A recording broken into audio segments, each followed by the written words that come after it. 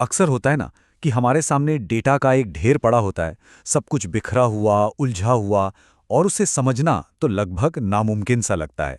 पर सोचिए, क्या हो अगर हम इसी उलझन को सुलझाकर बिल्कुल साफ सुथरी, सुंदर और काम की टेबल्स में बदल दें?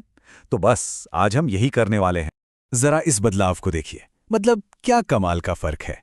एक तरफ है जानकारी का पूरा जंजाल, और दूसरी तरफ वही जानकारी एकदम साफ सुथरे सलीके से रखे हुए फॉर्मेट में। और ये सिर्फ दिखने में अच्छा नहीं है, नहीं, समझने में तो जमीन आसमान का फर्क आ जाता है। यही तो है अच्छी फॉर्मेटिंग का जादू। ये किसी भी उलझन को मिनटों में सुलझा देती है। तो सवाल अब ये उठता है कि आखिर इस केओस को, इस उलझन को ऐसी क्लैरिटी में कैसे बदला जाए। मतलब ऐसा कैसे करें कि कोई भी बस एक नजर डाले और सब कुछ समझ जाए। चलिए आज इसी पहेली को मिलकर सुलझाते हैं। इसका जवाब छुपा है हमारे नजरिए में।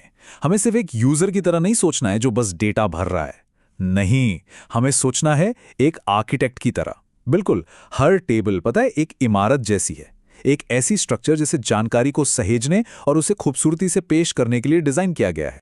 और भाई, जैसे हर अच्छी इमारत की शुरुआत एक मजबूत ब्लूप्रिंट से होती है, ठीक वैसे ही हमारी टेबल की भी शुरुआत होगी। तो चलिए सबसे पहले अपने डेटा की नींव रखते हैं। ये पूरा प्रोसेस ना 3 आसान स्टेप्स में बटा हुआ है। सबसे पहले हम एक ढांचा यानी फ्रेम तैयार करेंगे, फिर जरूरत के हिसाब से उसे घटाएंगे और बढ़ाएंगे, और आखिर में उसे एकदम चमका देंगे, मतलब उसे रिफाइन करेंगे। तो चलें पहले स्टेप से शुरू करें। तो ड्रॉ टेबल फीचर को अपनी पेंसिल समझिए। ये आपका पहला सबसे बेसिक टूल है। इसी से आप अपनी टेबल का एक कच्चा ढांचा, एक कंकाल तैयार करते हैं। ठीक वैसे ही जैसे एक आर्किटेक्ट कागज पर पहली कुछ लकीरें खींचकर अपनी डिजाइन की शुरुआत करता है। और देखिए, जब भी कोई रो या कॉलम जोड़ा या हटाया जाता है तो वो सिर्फ जगह बनाना नहीं होता। असल में ये अपनी इमारत के नक्शे में बदलाव करने जैसा है। आप अपनी जानकारी के लिए उसे एकदम परफेक्ट शेप दे रहे होते हैं, ताकि हर चीज अपनी सही जगह पर फिट हो सके। तो ठीक है, हमारी इमारत का ढांचा तो तैयार हो गया। अब बारी है इसकी इंटीरियर डिजाइनिंग की। मतलब अब हम अपनी टेबल को पॉलिश करेंगे, ऐसा बनाएंगे कि उसे पढ़ना और समझना बच्चों का खेल हो जाए। जरा यहाँ ब्रीदिंग स्पेस यानी सांस लेने की जगह का कमाल देखिए। बाईं तरफ डेटा कितना चिपका चिपका घुटा हुआ सा लग रहा है ना, लेकिन दाईं तरफ देखिए, बस थोड़ी सी जगह क्या दी, वही डेटा कितना खुला खुला, साफ और पढ़ने में आसान हो गया है। अब बात करते हैं अलाइनमेंट की। ये एक साइलेंट गाइड की तरह काम करता है। टेक्स्ट को लेफ्ट, राइट या सेंटर में रखने भर से पढ़ने वाले की नजरें अपने आप सही दिशा में जाती हैं। ये एक छोटी सी चीज है, लेकिन आपकी टेबल को एकदम प्रोफेशनल लुक देती है और उसे समझना भी आसान बना देती है। फिर आते हैं बॉर्डर्स और शेडिंग। ये आपके डिजाइन के हथियार हैं। बॉर्डर्स से आप एक जैसे डेटा को एक ग्रुप में रख सकते हैं, और हल्की सी शेडिंग, उससे हेडर्स या जरूरी रिजल्ट्स को हाईलाइट किया जा सकता है। ये लोगों का ध्यान खींचने का एक बहुत ही स्मार्ट तरीका है। तो कुल मिलाकर हमारी पॉलिशिंग टूल किट में ये 4 चीजें हैं: सही cell size, smart text alignment, साफ सुथरे बॉर्डर्स और काम की शेडिंग।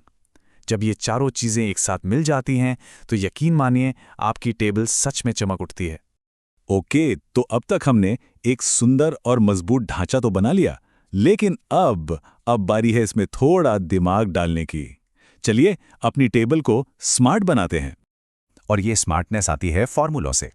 फॉर्मूले क्या हैं? बस इन्हें अपनी टेबल का पर्सनल छोटा सा कैलकुलेटर समझ लीजिए।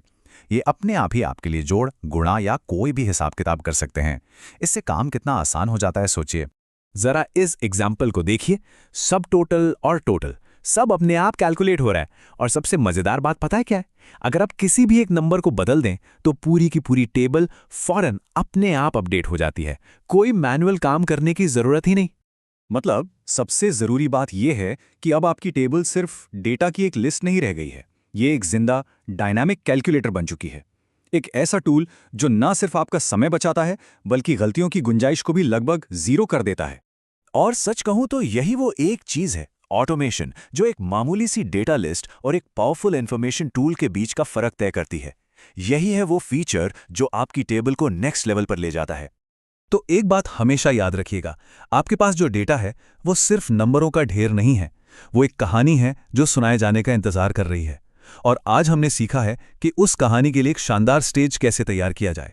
तो अब सवाल यह है, आप अपनी कहानी को दुनिया के सामने कैसे पेश करने वाले हैं?